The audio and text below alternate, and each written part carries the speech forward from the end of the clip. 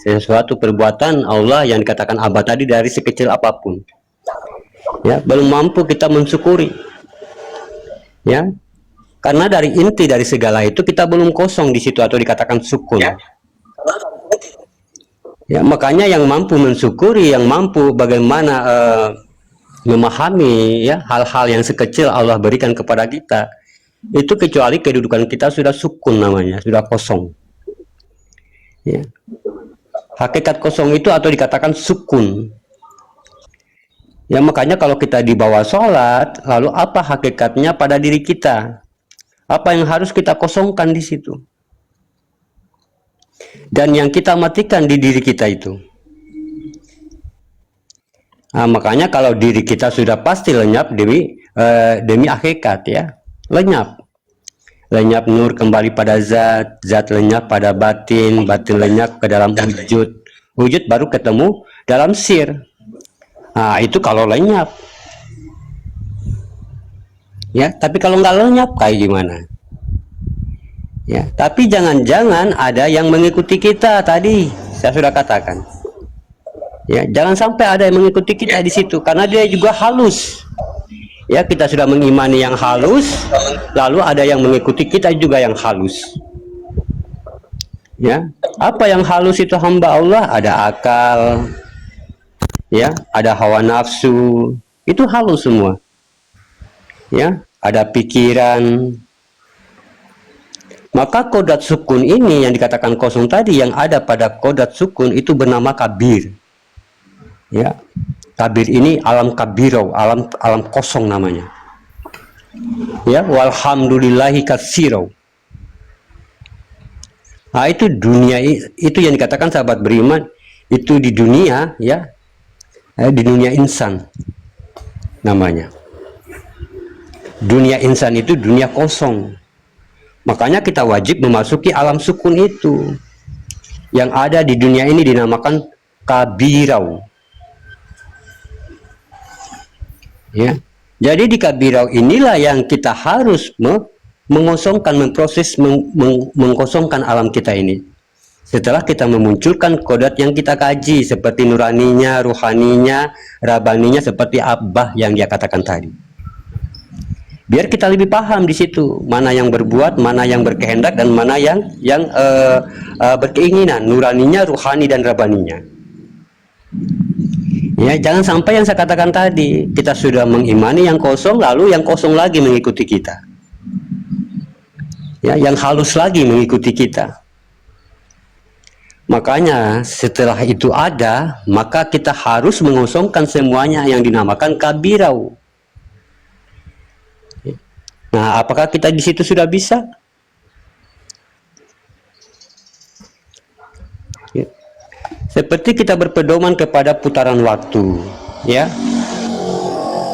Seperti kita berpedoman kepada putaran waktu. Putaran waktu ini kan 24 jam. Ya, 24 jam. Jam 24 itu kan semua orang ngaku 24 jam. Ya, tapi nggak pernah kita melihat di dalam jam itu ada 24 tertulis. Ya. Kita semua mengimaninya ada 24 jam itu. Tapi nggak ada di sebuah jam itu yang menuliskan 24. Ya, atau dikatakan jam 00.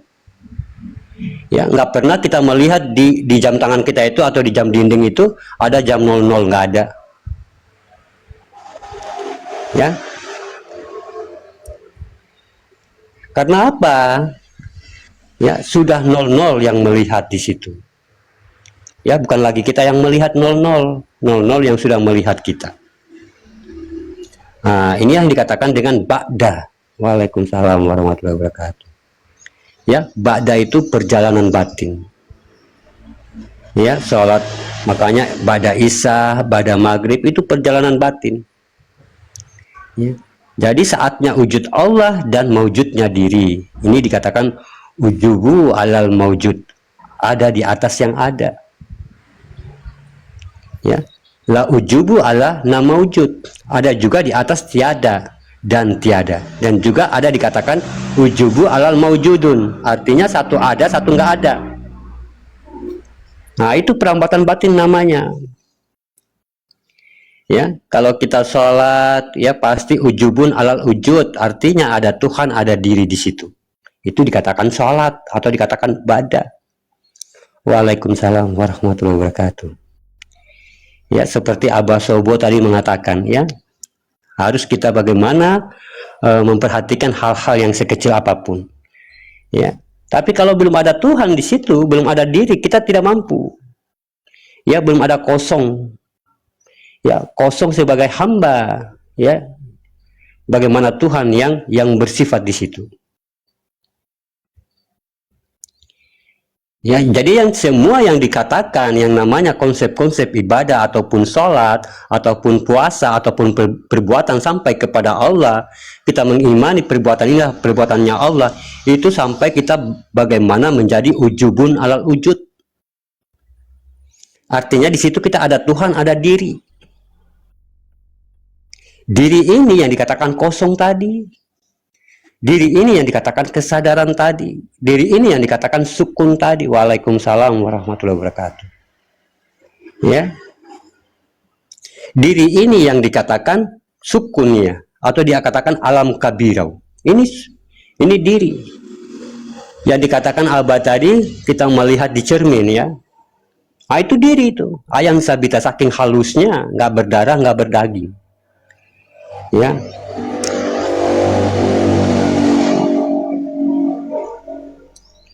Ya, ini yang harus kita pahami, ya. Kalau kita dalam bentuk apapun harus kita menciptakan, harus kita menimbulkan, harus kita mengadakan ujubun alal ujud. Waalaikumsalam warahmatullahi wabarakatuh. Iya, kalau kita tidak mampu, ini harus diadakan. Dia tidak akan muncul dengan sendirinya. Ya, harus diadakan dengan tajali. Ya. Walaupun kamu sudah merasa dirimu itu adalah zatnya Allah, tapi kalau kamu tidak menghadirkan zat itu, dia tidak hadir. Berarti butuh tajali. Tajali butuh kesadaran. Kesadaran butuh kekosongan. Ya. Nah, itulah sahabat beriman. Tapi ada juga ujubulana maujud. Ya, ujubulana maujud. Apa kata arti ujubulana maujud ini? Ada Tuhan, nggak ada diri di situ. Ya, ada Tuhan, nggak ada diri. Ya, ada Tuhan, nggak ada hamba. Ada juga hamba tapi tidak ada Tuhan. Makanya sudah dikatakan di dalam Al-Quran, ya, di antara keduanya. Ada Tuhan, ada hamba, ada hamba, ada Tuhan. Pasti kalau ada hamba pasti ada Tuhan dong. Kalau ada Tuhan pasti ada hamba dong. Ya, jangan cuma ada Tuhan, nanti Tuhan menyembah Tuhan nanti. Jangan cuma hamba, nanti hamba menyembah hamba nanti.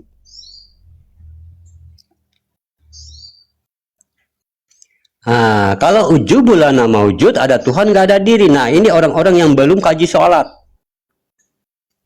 yang belum kaji ilmu, yang belum kaji puasa, yang belum kaji zikir.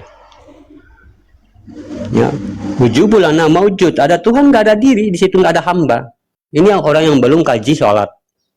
Ya, dia hanya Tuhan di situ. Ya, ataupun sebaliknya, la maujud alal maujud, sama-sama nggak ada di situ. Ya, nggak ada Tuhan, nggak ada hamba, yang ada hanyalah makhluk. Yang hanya adalah makhluk, yang ada hanyalah manusia yang berhati makhluk. Ya, hanya ada manusia yang berpikiran makhluk, hanya ada manusia yang tidak hidup dengan kodratnya Allah. Ya, hanya ada manusia yang tidak hidup dengan batinnya Allah.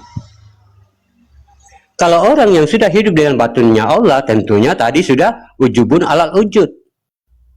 Ya, ada Tuhan, ada diri. Makanya penting syahadat. Ya, syahadat itu dia menyerukan kita biar bagaimana menjadi ujubun alal ujud.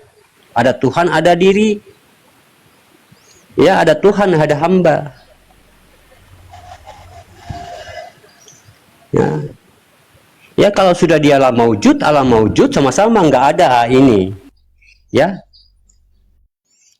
Ini celakalah orang-orang yang dalam sholatnya, atau dikatakan celakalah orang-orang yang berjalan di atas jalannya Allah. Dia bermain di atas hakikatnya Allah. Waalaikumsalam warahmatullahi wabarakatuh. Ya, karena memang nggak ada sama sekali. Ya, Tuhan nggak ada, ya, hamba juga nggak ada. Ya, bukankah selama ini kita begitu di dalam sholat? Ya, Tuhannya nggak ada. Ya, hambanya pun nggak ada. Hamba itu yang dikatakan hamba itu yang tidak bersekutu dengan Tuhan. Mana yang dikatakan hamba itu hamba Allah? Itulah sifatnya Tuhan. Sifatnya Tuhan itu yang mana hamba Allah? Itulah yang kosong. Yang kosong itu siapa? Hamba Allah itulah Hu. Ya, yang Hu ini bergerak karena ada wow atau atau dia. Nah, makanya yang bergerak itu adalah aku. Ya. Dia itu aku itu dia. Dia ini sifat kewahidan. Kalau yang dikatakan aku itu sifat ahad namanya. Ahad itu dia dimiliki oleh sifat. Ya, kepemilikan oleh sifat yang tidak ada kepada Tuhan. Nah, kalau nafsiyah ini tunggal wahid, namanya. Dia bersifat kepada zatnya. Ya, dia bersifat itu kodat irada sama basar kalam ini manawiyah, ya, atau kodat ma'ani yang tidak ada kepada Tuhan. Ya, makanya Tuhan itu bukan sifat, tapi dia bersifat. Nah, itu diri kita itu, ya, yang kosong itu. Ya. Makanya ini yang dikhawatirkan, kodat sholat bisa seperti itu. Ya, salah satunya mungkin. Ya, kodat ibadah mungkin salah satunya seperti itu. Karena kita apa? Karena kita tidak memiliki rumus-rumus tauhid di situ. Ya, bagaimana kita menghadirkan supaya bagaimana ayan sabita dan ayan karazia ini berdiri di dalam alam kabirau. Ya, ayan sabita itu ayan sabita itu dikatakan diri yang halus, dan ayan karazia adalah sesuatu zohir yang terlihat, atau dikatakan batinnya Allah yang terlihat. Ya, ayan karazia dan ayan sabita kalau bahasa marifatnya, ya. Ya, dia berdiri di alam kabirau. Alam kabirau itu alam kosong namanya. Ya, barulah dikatakan dia itu sudah berbakom pada alam Allah. Ya. Kalau dia belum mendirikan alamnya Allah, alam kosong tadi, alam kabirau tadi, dia belum bisa. Ya. Makanya alhamdulillahi kasirau wa subhanahu wa bukrata wasila. Ya, alhamdulillahi kasirau kabirau. Ya, apakah dia sudah di dalam silahnya? Ya. Walhamdulillahi kasira. Ya. Wa bukrata wasila, apakah dia sudah di dalam silahnya? Ya. Bukrata kabirau. Silahnya bukratau. Apakah dia sudah di alam kabirau? Kenapa ini artinya dikatakan ini pedoman kepada surat Al-An'am, ya, surat batin namanya. Ya, tentunya kajiannya diambil dari surat Al-An'am. Ya, kalau secara harfiah ya beda dengan secara kajian hijahiyahnya. Ya, diri am na'an am ta'alaihim. Ya, diri an itu diri yang halus atau dikatakan ayan sabita tadi. Diri am ini diri yang kelihatan atau zohir, ya, atau dikatakan dalam kalau kita mengkaji batin Allah yang 4 itu, ini yang dikatakan amfas, ya, ampas. Nah, ada anfas, ada amfas, ya, sama-sama batin. Ya, an juga batin, am juga batin. Ayan karazia juga batin, ayan sabita batin. Ayan sabita juga batin. Dan ayan karazia dan ayan sabita ini kalau sudah muncul di luar, ya, dan kamu sudah tidak ada di situ, dan ayan karazia dan ayan sabita ini menjadi nyata di situ, dan kamu tidak ada lagi, dan kamu kembali kepada kesadaran atau dikatakan alam kabirau. Nah, ini baru bisa. Ya, makanya kenapa dikatakan surat batin, surat Al-An'am itu. Ya, an itu dari sifat kabir atau batin am. Nah, itu sifat diri namanya. Ya, kalau al-kafi itu dia jantung, ya. kolbi namanya. Ya. Nah, makanya ada batin diri, ada diri batin. Ya, kalau yang Al-Kahfi itu yang dikatakan diri batin. Ya.